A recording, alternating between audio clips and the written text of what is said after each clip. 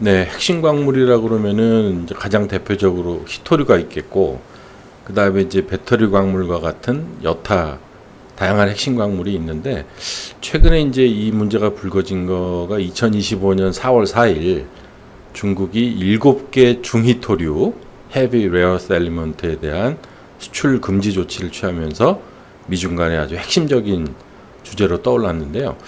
이게 중요한 이유는 이 핵심 광물과 히토류가 모든 국방과 전기차, 기타 첨단 산업의 아주 필수적인 원료이기 때문이에요.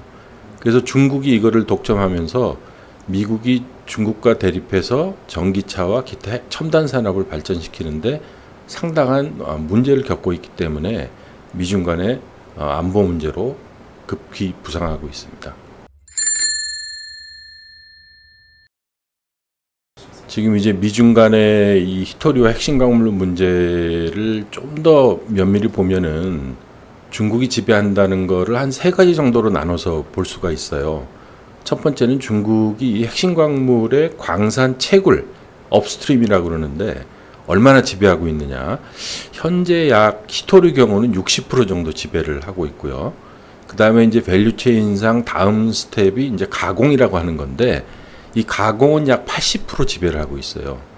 그리고 이제 다음번 다운스트림이라고 할 수 있는 최종 제품화, 예를 들면 영구자석 같은 거, 이거는 한 90% 정도를 중국이 장악을 하고 있는데, 이 미국과 서유럽 그리고 일본과 한국은 어떻게 해서든지 중국 밖에서 이거를 생산하는 게 공급망 다변화의 목표거든요. 이제 그러다 보니까 동남아시아나 뭐 아프리카나 다양한 제3지대를 활용해서 광산 활동, 특히 이제 가공, 그 다음에 영구자석 제조, 이 세 가지의 밸류 체인을 망을 구축하기 위해서 지금 노력이 이루어지고 있는 거거든요. 그래서 지금 동남아시아 같은 경우는 이제 국가별로 미얀마, 베트남, 태국, 인도네시아 다양한 국가가 있지만 국가별로 어떤 국가는 조금 광산을 하고 어떤 국가는 가공에 집중을 하고 또 어떤 국가는 영구자석에 집중을 해서 미국, 서유럽, 일본, 한국이 각각의 국가와 협력을 해서 중국으로부터의 공급망 다변화를 하기 위해서 생산 기지를 구축하고 있거든요. 그게 이제 동남아의 중요성이고, 특히 이제 미얀마 같은 경우는 이게 왜 중요하냐면은 중국이 히토류를 이미 2010년도에 금수 조치를 한 바가 있어요. 그게 이제 글로벌 1차 히토류 위기인데, 당시에는 중국이 광산도 한 뭐 거의 100% 지배를 했었거든요.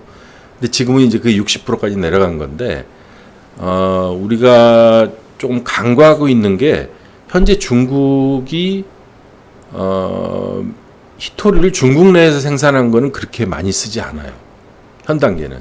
그게 이제 이번 글로벌 히토류 2차 위기의 특징인데, 미얀마가 중국 히토류의 생명줄이다 이렇게 얘기를 해요.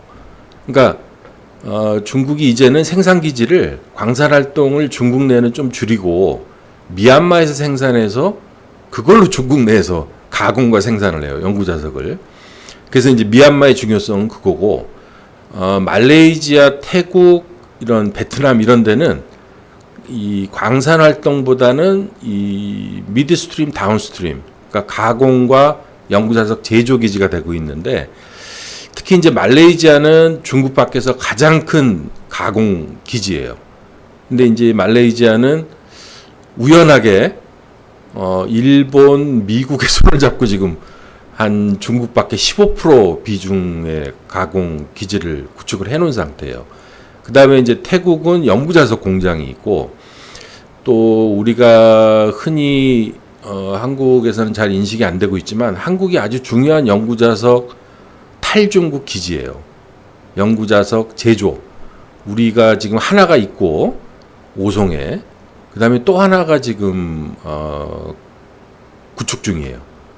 그래서 다양하게 아무튼 중국으로부터의 다변화를 위해서 한국을 포함한 제3지대에서 다양한 가공 영구자석 제조 기지가 만들어지고 있다. 물론 이제 이게 앞으로 어떻게 전개될 거냐는 다음 질문에서 답을 할게요. 네. 뭐 트럼프 정부의 정책이 뭐 여러 가지가 있지만 아마 나중에 이제 돌이켜 보면은 가장 대표하는 정책이 아마 이 탈중국 공급망 정책, 특히 이제 핵심 광물 정책이 될 거예요. 이제 아마 아까 이제 4월 4일 날 중국이 금수 조치를 했다 이렇게 말씀을 드렸는데 트럼프의 핵심 광물 행정 명령이 3월 20일 날 나온 게 있죠. 25년 3월 20일 날. 거기 이제 중요한 내용들이 담겨 있는데 아까 이제 사회자 말씀하신 대로 미국 내 광산 활동을 늘린다. 요거 하나. 그다음에 두 번째는 동맹국가 협력을 해서 가공 기지를 구축한다. 이게 두 번째. 그다음에 이제 세 번째는 특히 이제 연구 자석이 중요하기 때문에 미국을 포함한 연구 자석 공장을 확산시킨다. 요게 이제 세 가지거든요. 이 트럼프 행정명령에 나온 게. 근데 이제 이게 뭐 트럼프가 완전히 바이든 정부와 선을 끊고 이렇게 했다 이렇게 많은 분들이 생각을 하시는데 그건 아니고 이 연구 자석이 미국의 안보 문제로 등장한 거는 사실 2022년이에요. 바이든 정부 때. 2022년에 그 지나 레이몬도 상무부 장관이 미국의 연구 자석 공급망 조사를 한 적이 있어요. 이게 이제 출발점이에요, 사실은. 근데 조사를 해보니까 중국 의존도가 너무 크고 연구 자석이 이제 두 가지가 있는데 사마린 코발트 연구 자석이 있고 네오디뮴 연구 자석 두 가지가 있는데 보통 사마린 코발트 연구 자석은 이 국방 분야에 들어가요. 전투기, 뭐 잠수함 이런 데 들어가고 네오디뮴은 말 그대로 전기차, 풍력 터빈 이런 데 들어가고 근데 두 가지 다 중국에 대한 의존이 너무 강하다는 데 이제 충격을 받았고 그 조치로서 바이든 정부 때 해놓은 입법화 해놓은 게 2027년부터는 중국산을 완전히 금지한다. 연구 자석을. 이런 법안을 시켜놓은 게 있어요.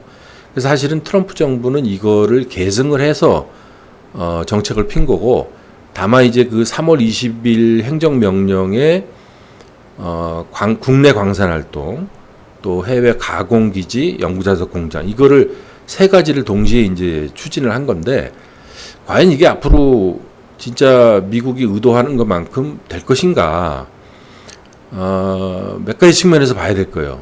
첫 번째는 이게 지금 가공과 광산 연구자석 공장 이 모든 게 시간이 많이 걸려요. 그래서 만약에 이거를 27년에 진짜 완전히 중국산으로부터 독립한다 이 목표는 그냥 상징적인 목표고 우리가 이걸 약간 시뮬레이해서 좀 본 연구들이 있어요. 그 연구들을 보니까 지금 뭐 미국 내에 굉장히 많이 빠르게 확산은 되고 있는데 아마 2030년 초반 그다음에 30년 중반이 돼야 어느 정도 뭐 가공과 연구자석 공장 구축이 어느 정도 이루어지지 않을까 그런 시뮬레이션 결과들이 나온 게 있어요. 다만 그거는 지금 의도한 대로 모든 정책들이 잘 나갈 때이고 뭐 많은 변수들이 있죠. 변수들이 있는데 어쨌든 한 2030년에는 좀 많은 변화가 있을 거다. 이런 예측은 가능할 것 같아요. 아마 최대 걸림돌은 뭐냐면 이 미국 그 트럼프의 그 3월 20일 행정명령에도 나와 있지만 제일 큰 걸림돌은 미국의 어떤 이 허가 이 기간이 많이 걸린다는 거예요. 미국의 보통 광산 하나가 다시 오픈을 하려면 한 30년이 걸리는 걸로 나와요. 다만 이제 가공은 좀 빨라요. 가공은 10년에서 15년. 그래서 미국 내 광산 활동과 가공 시설을 늘리는 게 쉽지 않다 그렇게. 그렇기 때문에 이제 동맹이나 제3국가에서 하려고 그러는 거고. 그 일례로 바이든 정부 때부터 사실 이거는 계속 해온 정책인데 바이든 정부 때부터 새롭게 문연 광산이 3개밖에 없어요. 그렇게 많은 노력을 했음에도. 그러니까 트럼프 정부에서도 이런 규제를 뭐 철폐하고 이렇게 한다 하더라도 실제는 그렇게 광산과 가공 활동이 빠르게 확산되기는 쉽지 않지 않을까. 그 이유는 아마 이 지금 광산과 가공, 연구자석 모두 환경 문제가 있기 때문이에요. 특히 이제 이 가공은 이 히토류나 핵심 광물의 가공은 굉장히 여러 단계거든요. 굉장히 여러 단계고 이게 환경 폐해가 좀 많아요.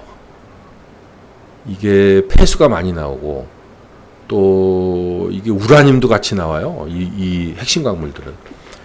그래서 사실 그런 이유 때문에 이게 미국에서 80년대부터 광산들이나 이런 공장들이 다 문을 닫고 중국으로 옮긴 건데 그걸 이제 다시 하려면 뭔가 이 환경 기술에 대한 획기적인 게 나와야 될 것 같고 그렇기 때문에 지금 미국이나 유럽에서는 이거를 단순히 탈중국 광산과 가공을 늘린다는 게 아니고 이거를 친환경 광산과 가공을 하겠다는 거기 때문에 이 두 가지를 동시에 해야 사실은 탈중국 공급망이 예상한 대로 성공하지 않을까 그런 생각입니다.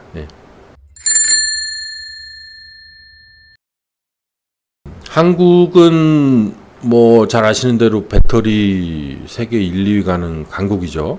그다음에 뭐 반도체 뭐 특히 이제 자동차에 들어가는 뭐 연구자석 기본이기 때문에 지난번에 4월 4일날 중국이 금수하면서 한국이 연구자석 수입이 79%가 줄었어요.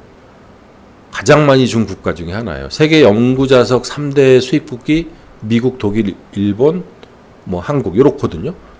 근데 이제 4월 4일날 중국이 그렇게 하면서 미국도 그러고 유럽도 그러고 공장들이 다 문을 닫았거든요. 자동차 공장들이.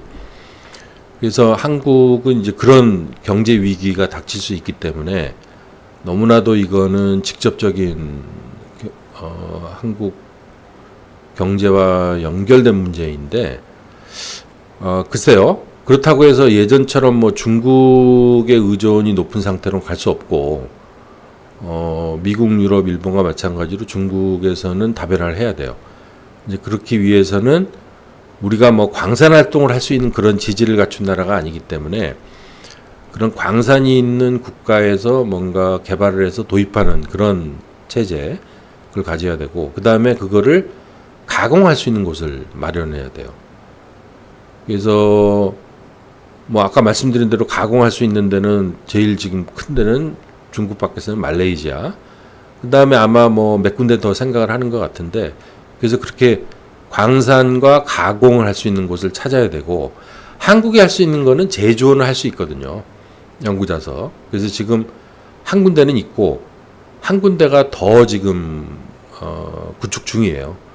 그래서 한국은 아무래도 연구자석 최종 다운스트림 제조는 할 수 있지만 그걸 이제 광산과 가공 없이는 할 수 없기 때문에 광산과 가공을 연결하는 그런 정책이 뭐 미국, 일본, 유럽과 연계해서 그런 정책을 잘 추진해야 될 겁니다. 아마 그래야 우리의 자동차, 반도체 또 요즘에 이제 중요한 거는 국방, 이 무기 제조가 이거 없이는 안 되는 거거든요.